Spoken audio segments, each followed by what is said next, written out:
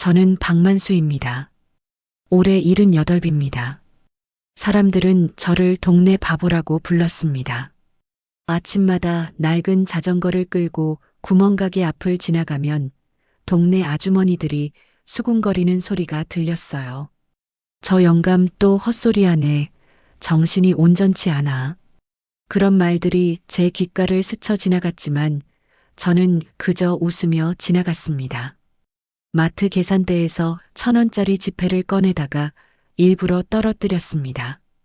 허리를 구부려 줍는데 뒤에 있던 젊은 남자가 혀를 차더군요. 에이 진짜 빨리 좀 하세요. 저는 더듬거리며 잔돈을 세었습니다. 하나, 둘, 셋. 계산원도 짜증난다는 표정으로 저를 쳐다봤어요. 할아버지, 카드 쓰시면 안 돼요. 저는 고개를 저으며 말했습니다. 아니야, 현금이 좋아. 현금으로 계산할 거야. 사람들은 몰랐습니다. 제가 일부러 느리게 행동한다는 걸요. 제가 일부러 바보처럼 보인다는 걸 아무도 몰랐어요. 사실 저는 젊은 시절 계산이 누구보다 빨랐던 사람이었습니다. 사업을 하면서 숫자 하나 틀린 적이 없었고 계약서 한 장 허투루 본 적이 없었어요. 하지만 그게 문제였습니다. 45살 때였습니다. 제가 믿었던 사업 파트너가 저를 배신했어요. 15년을 함께 일군 회사를 그 사람이 통째로 가져갔습니다.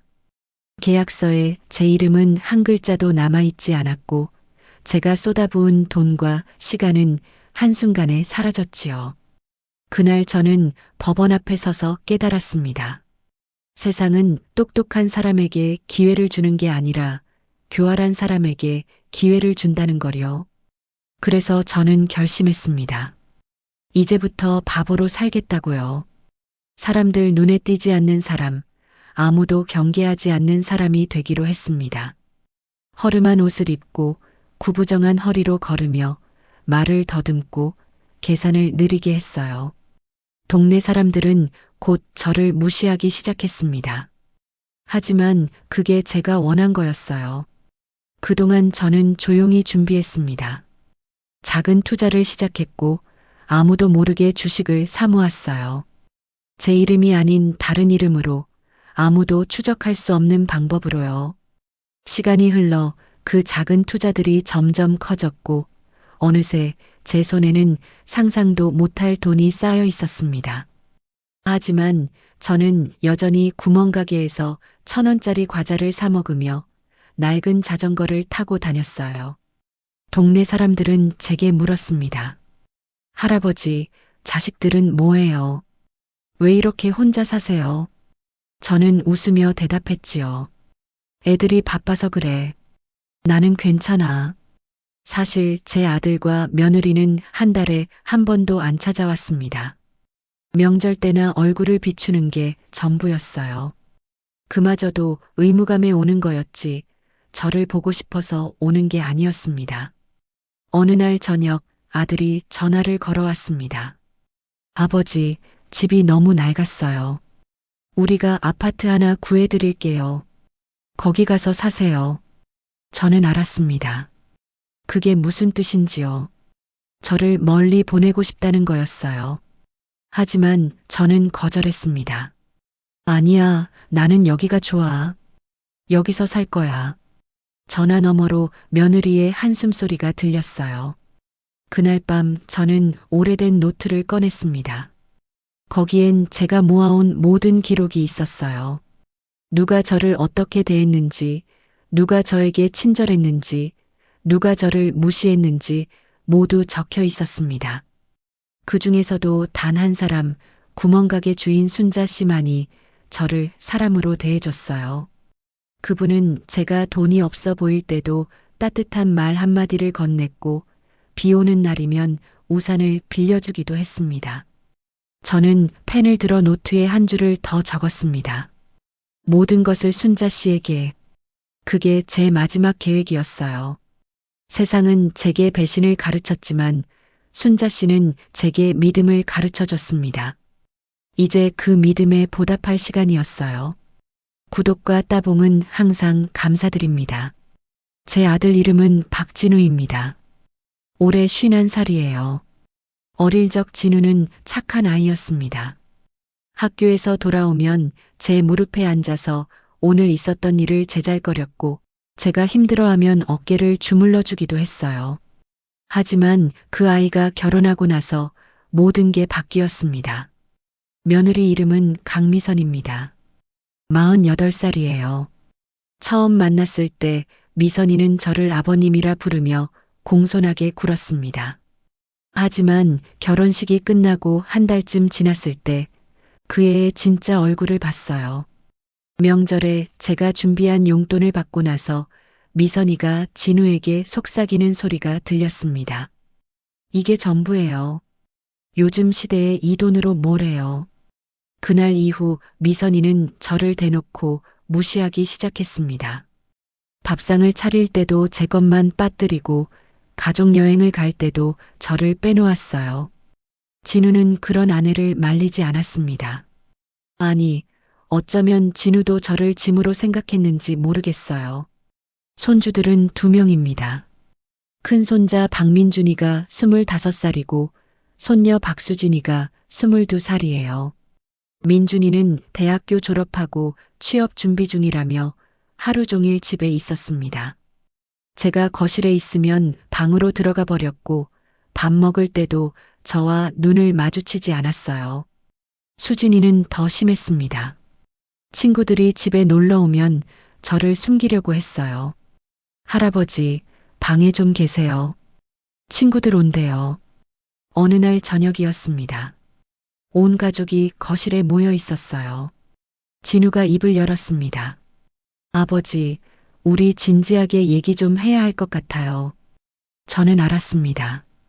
무슨 말을 할지요. 미선 씨가 팔짱을 끼고 앉아 있었고 민준이와 수진이는 스마트폰만 들여다보고 있었어요. 진우가 말을 이었습니다.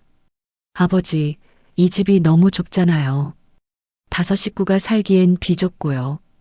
그리고 아버지 연세도 있으시고 건강도 안 좋으시니까 요양원 알아봤어요. 거기 가시면 전문가들이 돌봐드리고 아버지도 편하실 거예요. 저는 속으로 웃었습니다. 요양원이라니요. 그건 저를 버리겠다는 말과 같았어요. 하지만 저는 아무 말도 하지 않았습니다. 그저 고개를 끄덕이며 알았다고만 했어요. 진우는 안도한 표정을 지었고 미선이는 입꼬리를 살짝 올렸습니다. 며칠 후 제가 짐을 싸고 있을 때였습니다. 미선이가 방문을 열고 들어왔어요. 아버님, 짐 다 쌌어요. 빨리 좀 해야 하는데. 저는 느릿느릿 옷을 개고 있었습니다. 미선 씨가 한숨을 쉬며 말했어요. 아버님, 솔직히 말씀드릴게요. 우리도 힘들어요. 애들 대학 보내느라 돈도 많이 들고 집도 좁고요. 아버님이 여기 계시면 우리가 더 힘들어져요. 저는 미선이를 바라봤습니다. 그분 눈에는 미안함이 없었어요. 그냥 빨리 저를 내보내고 싶다는 마음만 가득했습니다. 저는 조용히 말했어요. 알았어. 내가 짐이 되는구나. 미선이는 대답하지 않았습니다. 그저 방문을 닫고 나가버렸어요. 다음 날 아침 진우가 차를 가지고 왔습니다. 아버지, 가시죠. 제가 작은 가방 하나만 들고 나왔을 때 민준이와 수진이는 배웅도 나오지 않았어요. 미선이만 현관에 서서 손을 흔들었지만 그건 형식적인 인사였습니다. 차 안에서 진우는 한마디도 하지 않았고 저도 입을 다물고 있었어요. 요양원에 도착했을 때 저는 주변을 둘러봤습니다. 깨끗한 건물, 친절한 직원들, 하지만 그 안에는 따뜻함이 없었어요. 진우가 서류를 작성하는 동안 저는 창밖을 내다봤습니다. 진우가 제 어깨에 손을 올리며 말했어요. 아버지, 자주 올게요. 전화도 자주 드릴게요. 저는 알았습니다. 그게 거짓말이라는 걸요. 진우가 떠난 후 저는 제게 배정된 방으로 갔습니다. 좁은 방, 딱딱한 침대, 작은 창문.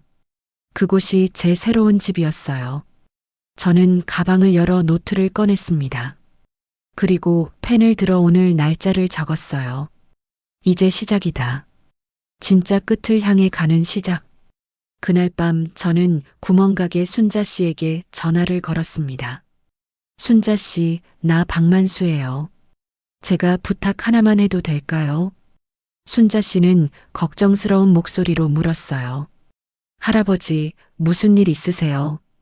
저는 조용히 말했습니다. 곧 제가 세상을 떠나면 순자 씨가 해야 할 일이 있어요. 제 말 잘 들어주세요. 전화를 끊고 저는 창밖을 내다봤습니다. 달이 밝았어요. 저는 속으로 중얼거렸습니다. 이제 곧이야. 모든 게 끝나는 날이 곧 올 거야. 그때 세상은 알게 될 거야. 누가 진짜 바보였는지. 요양원에서의 첫날 밤은 길었습니다. 복도에서 들리는 기침소리, 누군가의 신음, 간호사들의 발소리가 밤새 이어졌어요. 저는 잠들지 못하고 천장을 바라봤습니다. 78년을 살아오면서 이렇게 외로운 밤은 처음이었어요. 다음 날 아침 식당에서 아침을 먹고 있을 때였습니다. 옆 테이블에 앉은 할머니가 제게 말을 걸었어요. 새로 오셨어요. 자식들이 모셔다 드렸나 봐요. 저는 고개를 끄덕였습니다. 할머니가 쓸쓸하게 웃으며 말했어요. 여기 있는 사람들 다 똑같아요. 다들 자식한테 버림받은 사람들이에요. 그 말이 가슴에 박혔습니다. 버림받았다는 말이요. 맞았어요. 저는 버림받은 거였습니다. 제가 평생 키우고 돌본 아들에게, 제가 사랑을 쏟았던 가족에게 버림받은 거였어요. 하지만 저는 그들을 원망하지 않았습니다. 오히려 고마웠어요. 이제야 제 계획을 완성할 수 있게 됐으니까요. 일주일이 지났습니다. 진우는 한 번도 전화하지 않았어요. 미선이는 물론이고 민준이와 수진이도 마찬가지였습니다. 명절도 아니고 특별한 날도 아니니 굳이 연락할 이유가 없었겠지요. 저는 매일 창가에 앉아 밖을 내다봤습니다. 사람들이 지나가고 차들이 달리고 세상은 여전히 돌아가고 있었어요. 어느 날 오후 요양원 원장이 제 방으로 찾아왔습니다. 박만수 어르신, 건강검진 결과가 나왔어요. 심장이 많이 약해지셨네요. 약을 드셔야 할 것 같아요. 저는 고개를 저었습니다. 괜찮아요. 약 안 먹을 거예요. 원장은 당황한 표정을 지었어요. 어르신, 이러시면 안 돼요. 건강 악화되시면 큰일 나요. 저는 조용히 말했습니다. 나 이제 오래 못 살아요. 약 먹어봤자 몇 달 더 사는 거, 그게 무슨 의미가 있겠어요. 원장은 더 이상 말하지 않고 나갔어요. 사실 저는 알고 있었습니다. 제 심장이 곧 멈출 거라는 걸요. 의사들이 뭐라고 하든 제 몸은 제가 제일 잘 알았어요. 그날 밤 저는 노트를 꺼내 유언장을 쓰기 시작했습니다. 떨리는 손으로 한 글자 한 글자 적어 내려갔어요. 나 박만수는 정신이 온전한 상태에서 이 유언장을 작성한다. 나의 모든 재산은 구멍가게 주인 이순자에게 상속한다. 그 이유는 단 하나다.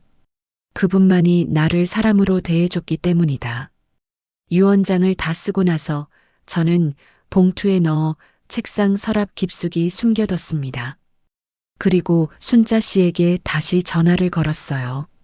순자 씨, 제가 만약 죽으면 요양원에 있는 제 짐을 찾아가 주세요. 거기 중요한 서류가 있어요. 순자 씨는 놀란 목소리로 물었습니다. 할아버지, 무슨 말씀이세요? 왜 갑자기 그런 말씀을? 저는 웃으며 말했어요. 아니에요.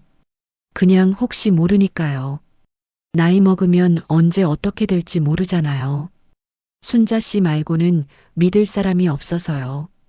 순자 씨는 한참을 침묵하다가 말했습니다. 알았어요. 할아버지. 하지만 그런 일 없을 거예요. 할아버지 오래오래 사셔야 해요. 전화를 끊고 저는 다시 창밖을 내다봤습니다. 저는 준비가 끝났어요. 이제 마지막 순간만 기다리면 됐습니다. 제 심장이 멈추는 그날 세상은 뒤집힐 거예요. 저를 무시했던 모든 사람들이, 저를 바보라고 불렀던 모든 이들이 후회하게 될 겁니다. 며칠 후 가슴에 통증이 왔습니다. 숨이 가빠지고 식은땀이 흘렀어요. 저는 간호사를 부르지 않았습니다. 그냥 침대에 누워서 눈을 감았어요. 이제 고지구나. 이제 곧 모든 게 끝나는구나. 저는 마지막으로 진우의 얼굴을 떠올렸습니다. 어렸을 때 해맑게 웃던 그 아이의 모습을요. 하지만 지금 그 아이는 없었어요. 제게 남은 건 저를 버린 어른뿐이었습니다. 저는 눈물을 흘리지 않았어요. 그저 조용히 눈을 감고 마지막 숨을 내쉬었습니다.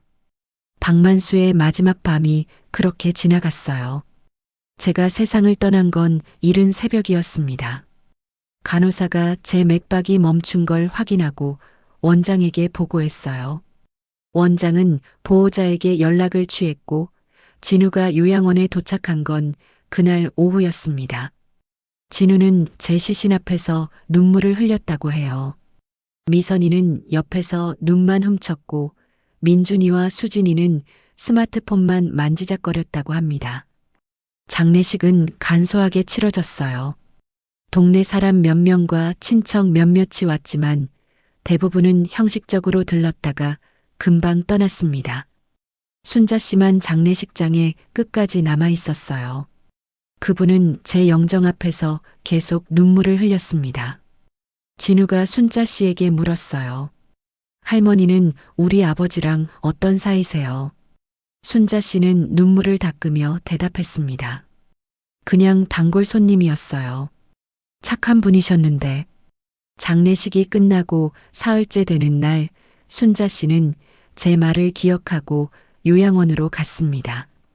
원장에게 제 유품을 찾으러 왔다고 말했어요. 원장은 이상하다는 표정을 지었지만 순자 씨를 제 방으로 안내했습니다. 순자 씨는 제 책상 서랍을 열어 봉투를 찾아냈어요. 봉투 안에는 유 원장과 함께 작은 쪽지가 들어 있었습니다. 순자 씨, 이 유 원장을 변호사에게 가져가세요. 변호사 이름과 주소는 뒷면에 적어뒀습니다. 놀라지 마세요. 그리고 제 말을 믿어주세요. 순자 씨는 손이 떨렸어요. 유 원장을 펼쳐보고 그분은 그 자리에 주저앉았습니다. 유 원장에는 이렇게 적혀 있었어요. 나 박만수는 M&S 홀딩스의 창립자이며 현재 그 회사의 주식 65%를 보유하고 있다. 이 모든 주식과 재산을 이순자에게 상속한다. 그분만이 내 인생의 마지막을 따뜻하게 해준 유일한 사람이기 때문이다. 순자 씨는 믿을 수가 없었어요. M&S 홀딩스라니요. 그건 이 나라에서 손꼽히는 대기업이었습니다. 전자, 건설, 유통 모든 분야에 손을 뻗친 거대 기업이었어요. 그 회사의 창립자가 동네 바보 영감이었다니 순자 씨는 꿈을 꾸는 것만 같았습니다. 그날 저녁 순자 씨는 유 원장에 적힌 주소로 찾아갔습니다. 고층 빌딩 20층에 있는 법률사무소였어요. 접수처 직원이 물었습니다. 무슨 일로 오셨어요? 순자 씨는 떨리는 목소리로 말했어요. 박만수 씨 유 원장을 가지고 왔습니다. 직원의 얼굴이 굳어졌습니다. 잠시만 기다리세요. 곧 변호사 한 명이 달려나왔어요. 박만수 회장님 유 원장이라고요. 순자 씨는 봉투를 내밀었습니다. 변호사는 유 원장을 확인하고 눈이 커졌어요. 이게 정말입니까? 순자 씨, 지금 이게 무슨 의미인지 아십니까? 변호사는 순자 씨를 회의실로 안내했습니다. 그리고 찬찬히 설명하기 시작했어요. 박만수 회장님은 50년 전 M&S 홀딩스를 세우셨습니다. 배신당한 후 다시 일어서서 혼자 힘으로 이룬 회사예요. 하지만 회장님은 자신의 정체를 철저히 숨기셨습니다. 대표이사는 다른 사람 이름으로 등록했고 본인은 그림자처럼 뒤에서 모든 걸 조종하셨지요. 순자 씨는 입을 다물지 못했어요. 그렇다면 박만수 할아버지는 평생 거짓으로 산 건가요? 변호사는 고개를 저었습니다. 거짓이 아니라 보호막이었을 겁니다. 다시는 배신당하지 않기 위해, 자신을 지키기 위해 그렇게 사신 거예요. 변호사는 서류를 꺼내며 말했습니다. 이 유언장대로라면 순자 씨가 지금 당장 약 12조 원의 재산을 상속받게 됩니다. 순자 씨는 현기증을 느꼈어요. 12조 원이라니요. 그건 상상도 할 수 없는 돈이었습니다. 하지만 변호사는 말을 이었어요. 문제가 있습니다. 박만수 회장님 가족들이 이 사실을 알게 되면 분명히 소송을 걸 겁니다. 유언장의 효력을 다투거나 순자 씨가 회장님을 속였다고 주장할 거예요. 순자 씨는 두려웠습니다. 저는 아무것도 잘못한 게 없어요. 그냥 할아버지한테 친절했을 뿐이에요.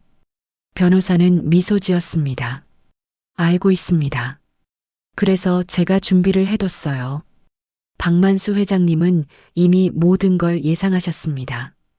증거 자료들도 다 남겨두셨고요. 변호사는 상자 하나를 꺼냈어요. 거기엔 제가 남긴 모든 기록이 들어 있었습니다. 일기장, 녹음 파일, 사진들, 그리고 가족들이 저를 어떻게 대했는지 적은 메모들이 가득했어요. 순자 씨는 그 자료들을 보며 눈물을 흘렸습니다. 할아버지는 이 모든 걸 혼자 견디셨구나. 이렇게 외롭게, 이렇게 슬프게 살아오셨구나. 변호사가 말했습니다. 내일 아침 M&S 홀딩스 주가가 폭등할 겁니다. 회장님의 사망 소식과 함께 후계 구도가 발표되면 시장이 요동칠 거예요. 그리고 그때 박만수 회장님 가족들도 진실을 알게 될 겁니다. 순자 씨는 깊은 숨을 들이쉬었어요. 이제 시작이구나. 진짜 전쟁이 시작되는 거구나. 다음 날 아침 6시 뉴스 속보가 터졌습니다. M&S 홀딩스 창립자 박만수 회장 별세. 향년 78세. 화면에는 제 젊은 시절 사진이 떴어요. 정장을 차려입고 회사 앞에 서 있던 그 사진. 아무도 본 적 없는 사진이었습니다. 진우는 뉴스를 보다가 리모컨을 떨어뜨렸어요. 미선 씨가 소리쳤습니다. 여보, 저 사람 누구예요? 왜 우리 아버지랑 이름이 똑같아요? 진우는 말문이 막혔습니다.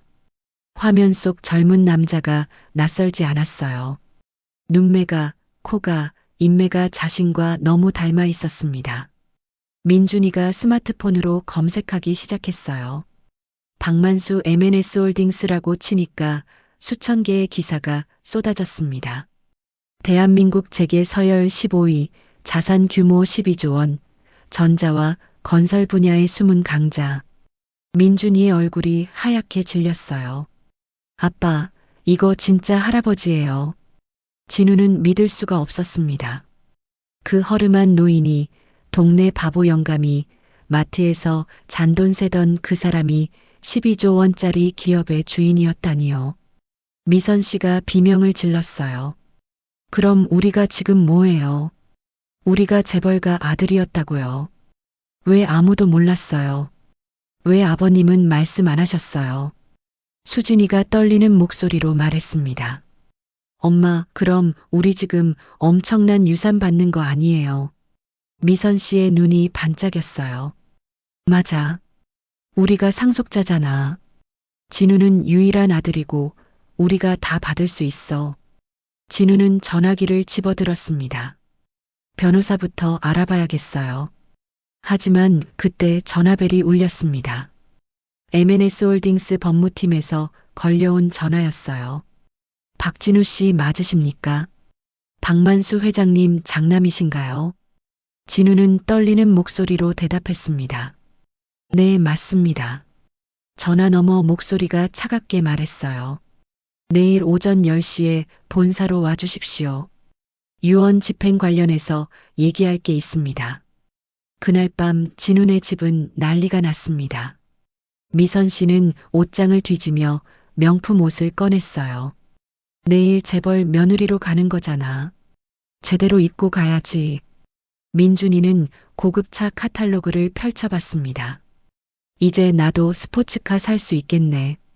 수진이는 해외여행 사이트를 뒤지고 있었어요. 유럽 한 달 여행 가야지.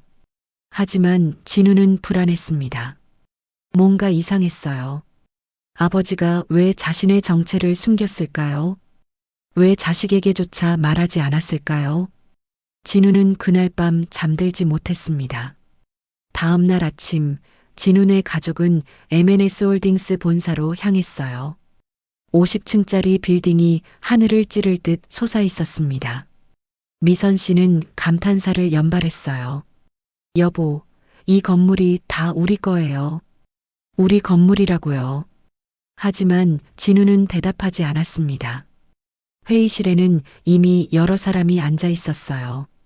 법무팀 변호사, 회계사, 그리고 낯선 여자 한 명. 진우는 그 여자를 보고 고개를 갸우뚱했습니다. 누구지? 변호사가 입을 열었어요. 소개하겠습니다. 이분은 이순자 씨입니다. 순자 씨가 고개를 숙여 인사했습니다. 진우는 기억이 났어요. 아버지 장례식장에서 봤던 그 구멍가게 할머니. 진우가 물었습니다. 할머니는 왜 여기 계세요? 변호사가 서류를 꺼내며 말했어요. 박만수 회장님의 유언에 따라 이순자 씨가 이 자리에 계십니다. 변호사는 유언장을 읽기 시작했습니다. 나 박만수는 정신이 온전한 상태에서 이 유언을 남긴다. 나의 모든 재산, M&S 홀딩스 주식 65%와 부동산, 예금 등 일체를 이순자에게 상속한다. 진우는 귀를 의심했어요. 뭐라고요? 미선 씨가 벌떡 일어났습니다. 말도 안 돼요. 우리가 가족인데 왜 저 할머니한테 줘요? 이건 잘못된 거예요. 변호사는 침착하게 말했어요. 유언장은 법적으로 유효합니다. 박만수 회장님은 공증까지 받으셨고요. 민준이가 소리쳤어요. 저 할머니가 할아버지 꼬신 거 아니에요. 치매 노인 속인 거잖아요. 순자 씨는 아무 말도 하지 않았습니다. 그저 눈물만 흘릴 뿐이었어요. 변호사가 상자를 열었습니다. 여기 박만수 회장님이 남기신 자료가 있습니다. 진우 씨 가족이 어떻게 회장님을 대했는지 다 기록되어 있어요. 변호사는 일기장을 펼쳤습니다. 오늘 진우가 전화했다. 요양원 가라고 했다. 나를 버리겠다는 말이다. 미선이는 내 밥그릇을 던지듯 내려놨다. 나는 그들에게 짐일 뿐이다. 진우의 얼굴이 빨개졌어요. 그건 그게 아니라. 변호사는 녹음 파일을 틀었습니다. 미선 씨 목소리가 흘러나왔어요. 아버님, 솔직히 말씀드릴게요. 우리도 힘들어요. 아버님이 여기 계시면 우리가 더 힘들어져요. 회의실이 조용해졌습니다. 미선 씨는 입을 다물었어요. 변호사가 말했습니다. 박만수 회장님은 평생 가족에게 사랑을 주셨지만 돌아온 건 무시와 멸시뿐이었습니다. 반면 이순자 씨는 회장님이 가난해 보일 때도 바보처럼 보일 때도 한결같이 따뜻하게 대해주셨어요. 회장님은 그 마음에 보답하고 싶으셨던 겁니다. 진우는 무너져 내렸습니다. 의자에 주저앉으며 얼굴을 감쌌어요. 아버지, 제가 잘못했습니다. 하지만 이미 늦었습니다. 미선 씨가 소리쳤어요. 안 돼요. 우리가 소송 걸 거예요. 이건 부당해요.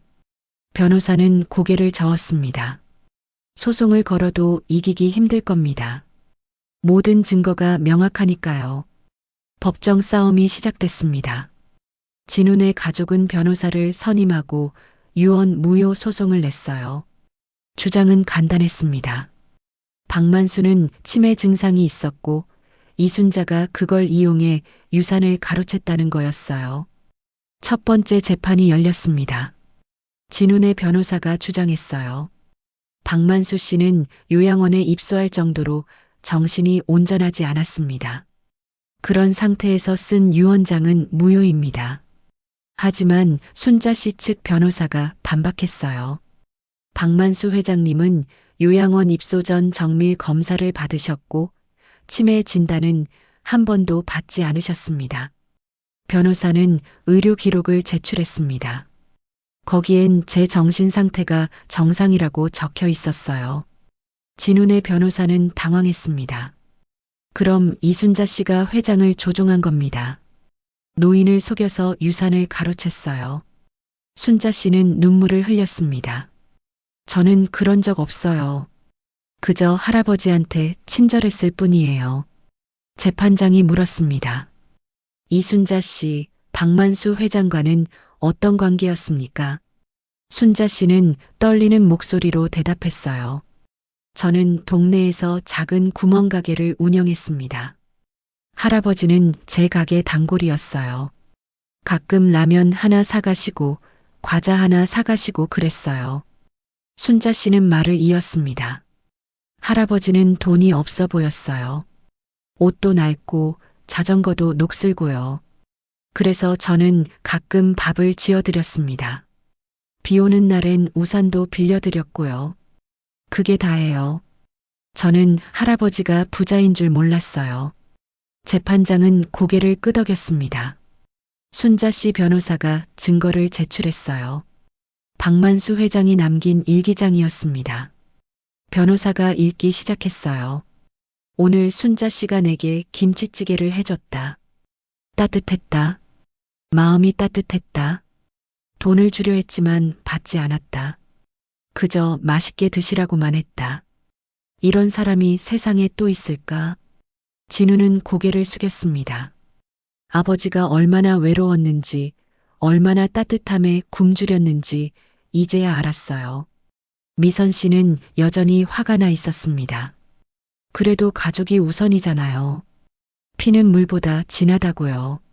재판장이 미선 씨를 쳐다봤어요. 그럼 피부치로서 박만수 씨를 어떻게 대하셨습니까? 미선 씨는 말문이 막혔습니다. 재판장이 녹음 파일을 틀었어요. 미선 씨 목소리가 법정에 울려 퍼졌습니다. 우리도 힘들어요. 아버님이 여기 계시면 우리가 더 힘들어져요. 방청객들이 수군거렸어요. 미선 씨는 얼굴이 새빨개졌습니다. 재판장이 판결을 내렸습니다. 박만수 회장의 유언장은 법적으로 유효하며 이순자 씨에게 상속되는 것이 타당합니다. 원고 패소. 진우는 그 자리에서 무너졌어요. 민준이와 수진이는 멍하니 앉아 있었고 미선 씨는 소리를 질렀습니다. 이건 불공평해요. 우리가 가족인데. 법정 밖으로 나왔을 때 기자들이 몰려들었습니다. 진우 씨, 아버지를 요양원에 보낸 이유가 뭡니까? 유산 때문에 냉대하신 건가요? 진우는 대답하지 못했어요. 카메라 플래시가 터졌고 진우네 가족은 기자들을 피해 달아났습니다. 집으로 돌아온 진우는 소파에 주저앉았어요. 미선 씨가 울부짖었습니다. 이게 다 당신 때문이에요. 당신이 아버지를 제대로 모셨어야죠. 진우는 아무 말도 하지 않았습니다. 그저 고개를 숙이고 있을 뿐이었어요. 며칠 후 순자 씨가 진우를 찾아왔습니다. 진우는 순자 씨를 보고 고개를 들 수 없었어요. 순자 씨가 조용히 말했습니다. 진우 씨, 할아버지는 끝까지 당신을 사랑하셨어요. 일기장에 이렇게 적혀 있었어요. 진우가 미워지지 않는다. 그저 안타까울 뿐이다. 순자 씨는 봉투 하나를 내밀었어요. 이건 할아버지가 당신한테 남긴 편지예요. 진우는 떨리는 손으로 봉투를 받았습니다. 순자 씨가 떠난 후 진우는 편지를 펼쳤어요. 진우야, 아빠는 내가 미운 게 아니었다. 그저 실망스러웠을 뿐이야. 내가 어릴 때 그렇게 착했는데 언제부터 변했는지 모르겠구나. 하지만 아빠는 끝까지 널 사랑했어. 이 돈이 내게 가지 않는 이유는 내가 배워야 하기 때문이야. 진짜 소중한 게 뭔지 알았으면 좋겠다. 진우는 편지를 읽으며 눈물을 흘렸습니다. 아버지, 미안해요. 제가 잘못했어요. 하지만 아무도 진우의 눈물을 닦아주지 않았어요. 미선 씨는 방에 틀어박혀 나오지 않았고 민준이와 수진이는 집을 나가버렸습니다. 진우는 혼자 남았어요. 텅 빈 집에서 텅 빈 마음으로 진우는 밤을 보냈습니다. 한 달이 지났습니다. 순자 씨는 M&S 홀딩스의 대주주가 됐어요. 하지만 그분은 화려한 삶을 살지 않았습니다. 여전히 구멍가게를 운영하며 동네 사람들에게 따뜻한 미소를 건넸지요. 다만 한 가지가 달라졌어요. 가게 옆에 작은 사무실을 하나 차렸습니다. 사무실 문패에는 이렇게 적혀 있었어요. 바보의 유산 복지재단. 순자 씨는 제가 남긴 재산 중 절반을 재단에 기부했습니다. 그 돈으로 가난한 노인들에게 밥을 주고 약을 주고 따뜻한 보금자리를 마련해 줬어요. 동네 사람들은 처음엔 놀랐지만 곧 순자 씨의 진심을 알게 됐습니다. 재단 개소식 날이었습니다. 기자들이 몰려왔고 동네 사람들도 구경하러 왔어요. 순자 씨가 마이크 앞에 섰습니다. 떨리는 목소리로 말하기 시작했어요. 박만수 할아버지는 평생 바보로 사셨습니다. 하지만 그분은 진짜 바보가 아니었어요. 세상에서 가장 현명한 분이셨습니다. 순자 씨는 눈물을 닦으며 말을 이었어요. 할아버지는 저한테 이렇게 말씀하셨어요. 순자 씨, 사람은 가진 걸로 평가받지 않아. 베푼 걸로 평가받는 거야. 나는 평생 그걸 잊고 살았는데 순자 씨를 만나서 다시 배웠어. 저는 그 말씀이 너무 감사했어요. 그래서 이 재단을 만들었습니다. 방청석에 앉아있던 진우가 일어났습니다. 순자 씨를 향해 걸어가며 고개를 숙였어요. 순자 씨, 제가 잘못했습니다. 아버지를 제대로 모시지 못했어요. 용서해 주십시오. 순자 씨는 진우의 손을 잡았습니다. 진우 씨, 할아버지는 당신을 미워하지 않으셨어요. 그저 안타까워하셨을 뿐이에요. 순자 씨는 봉투를 하나 더 꺼냈어요. 이건 할아버지가 당신 가족 모두에게 남긴 편지예요. 진우는 봉투를 받아들고 떨렸습니다. 순자 씨가 말했어요. 집에 가서 가족들과 함께 읽어보세요. 그리고 할아버지 뜻을 헤아려 보세요. 그날 저녁 진우는 집으로 돌아왔습니다. 미선 씨와 민준이 수진이를 거실로 불렀어요.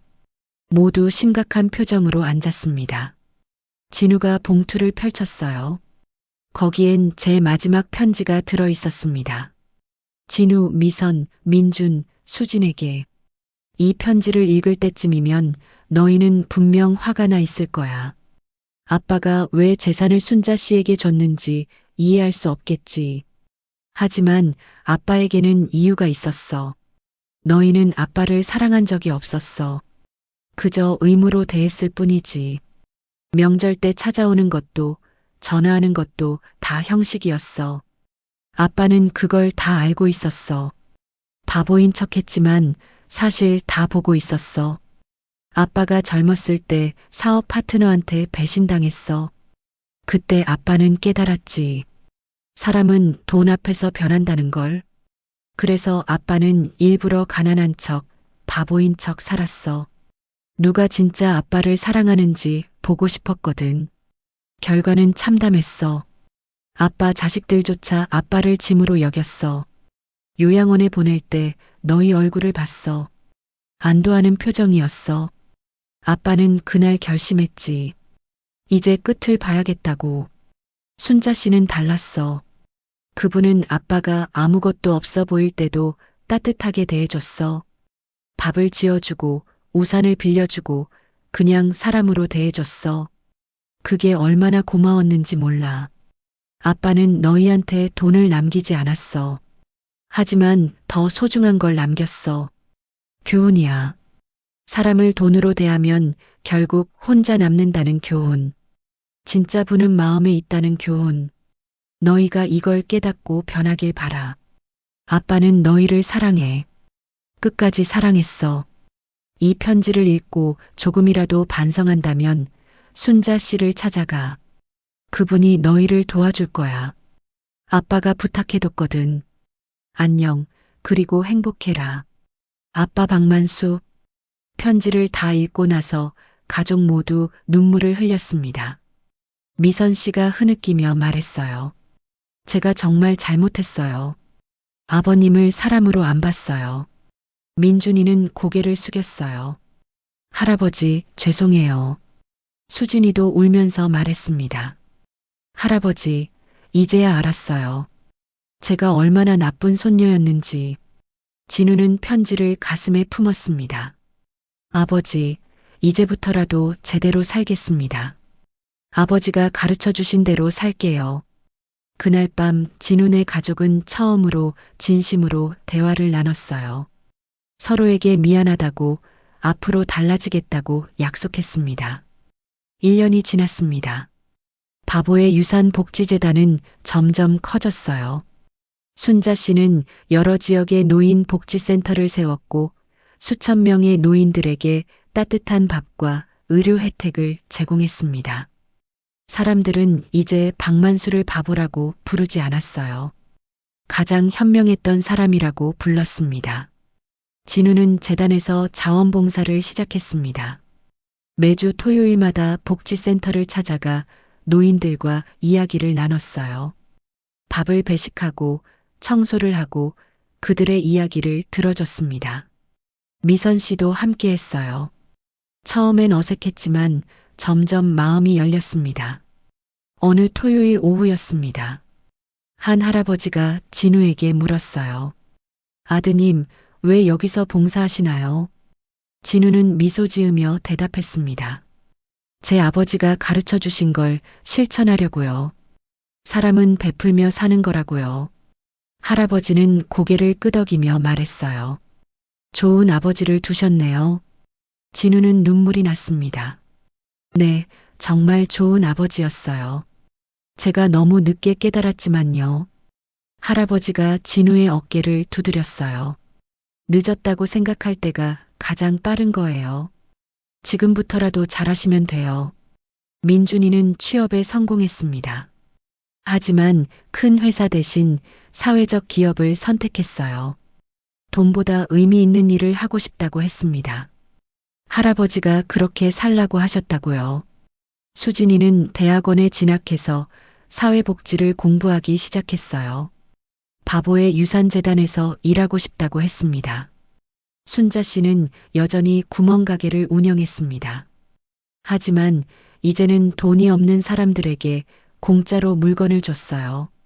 배고픈 아이들에게 과자를 주고 가난한 노인들에게 라면을 줬습니다. 동네 사람들은 순자 씨를 천사라고 불렀어요. 어느 날 순자 씨는 제가 살던 요양원을 찾아갔습니다. 제가 마지막으로 누웠던 그 침대 옆에 앉아 중얼거렸어요. 할아버지, 잘 지내고 계시죠? 제가 할아버지 뜻대로 살고 있어요. 많은 사람들이 행복해지고 있어요. 고마워요, 할아버지. 순자 씨는 가방에서 낡은 노트를 꺼냈습니다. 제가 남긴 그 노트였어요. 마지막 페이지를 펼치니 이런 글이 적혀 있었습니다. 순자 씨, 세상 사람들은 나를 바보라고 불렀지만 당신만은 나를 사람으로 봐줬어요. 그게 얼마나 큰 선물인지 몰라요. 고마워요. 그리고 부탁이 있어요. 내 돈으로 많은 사람들을 웃게 해주세요. 그게 내 마지막 소원이에요. 순자 씨는 노트를 가슴에 안았습니다. 할아버지, 약속할게요. 평생 이 일을 계속할게요. 순자 씨는 요양원을 나와 구멍가게로 돌아갔어요. 가게 앞에는 진훈의 가족이 서 있었습니다. 진우가 말했어요. 순자 씨, 저희도 재단 일을 도와주고 싶어요. 돈으로가 아니라 몸으로 돕고 싶어요. 순자 씨는 환하게 웃었습니다. 좋아요. 함께해요. 할아버지도 기뻐하실 거예요. 그날 저녁 순자 씨는 가게 문을 닫고 의자에 앉았습니다. 제가 늘 앉던 그 의자였어요. 하늘을 올려다보니 별이 반짝이고 있었습니다. 순자 씨는 중얼거렸어요. 할아버지, 보고 계시죠? 바보라고 불렸던 그분이 결국 세상을 바꿨어요. 마을 사람들은 이제 제 이야기를 합니다. 박만수 할아버지 이야기요. 바보처럼 살았지만 가장 현명했던 사람, 돈은 많았지만 욕심은 없었던 사람, 가족에게 버림받았지만 세상을 사랑했던 사람. 그 이야기는 입에서 입으로 전해졌어요. 어느 날 한 젊은 부부가 구멍가게로 찾아왔습니다. 박만수 회장님 이야기를 듣고 왔다며 자신들도 봉사하고 싶다고 했어요. 순자 씨는 반갑게 맞았습니다. 그렇게 하나둘 사람들이 모였고 바보의 유산은 점점 커져갔습니다. 10년이 지났습니다. 순자 씨는 이제 80살이 됐어요. 몸은 예전 같지 않았지만 마음은 여전히 따뜻했습니다. 어느 날 순자 씨는 제 묘소를 찾아갔어요. 묘비에는 이렇게 적혀 있었습니다. 박만수, 바보로 살다 승리한 남자. 순자 씨는 묘비 앞에 무릎을 꿇고 말했어요. 할아버지, 오늘 재단에서 1000번째 노인복지센터를 열었어요. 이제 전국 어디서나 외로운 노인들이 따뜻한 밥을 먹을 수 있어요. 다 할아버지 덕분이에요. 순자 씨는 꽃을 놓고 일어섰습니다. 뒤를 돌아보니 진훈의 가족이 서 있었어요. 함께 묘소를 찾아온 거였습니다. 진우가 아버지 묘비 앞에 절을 했어요. 아버지, 이제야 알았어요. 진짜 부가 뭔지, 진짜 사랑이 뭔지요. 늦게 깨달아서 죄송해요. 민준이와 수진이도 함께 절을 했습니다. 할아버지, 저희 이제 제대로 살게요. 할아버지처럼 베풀며 살게요. 미선 씨는 눈물을 닦으며 말했어요. 아버님, 제가 정말 못난 며느리였어요. 용서해 주세요. 그날 저녁 모두 함께 구멍가게에 모였습니다. 순자 씨가 라면을 끓였고 다들 둘러앉아 먹었어요. 진우가 말했어요. 아버지가 제일 좋아하시던 라면이네요. 순자 씨가 웃으며 대답했습니다. 할아버지는 이 라면 드시면서 항상 행복해 하셨어요. 간단한 게 제일 좋다고요. 그들은 밤늦도록 이야기를 나눴습니다. 제 이야기, 추억, 그리고 앞으로의 계획들을요. 순자 씨는 창밖을 내다봤어요. 달이 밝았습니다. 저는 어디선가 그들을 지켜보고 있었을 거예요. 미소 지으며요. 세상 사람들은 저를 바보라고 불렀습니다. 하지만 저는 알고 있었어요. 진짜 바보는 돈만 쫓는 사람이고 진짜 현명한 사람은 마음을 나누는 사람이라는 거리요. 저는 평생 그렇게 살았고 마지막에 증명했습니다. 바보로 살다 승리한 남자. 그게 제 묘비명이에요. 하지만 진짜 승리는 제가 남긴 유산에 있습니다. 돈이 아니라 마음의 유산, 사랑의 유산, 나눔의 유산. 그게 바로 바보의 유산입니다. 이제 제 이야기를 마칩니다. 여러분도 기억해 주세요. 사람은 가진 것으로 평가받지 않습니다. 베푼 것으로 평가받습니다. 그게 제가 평생 배우고 마지막에 가르친 교훈입니다. 감사합니다.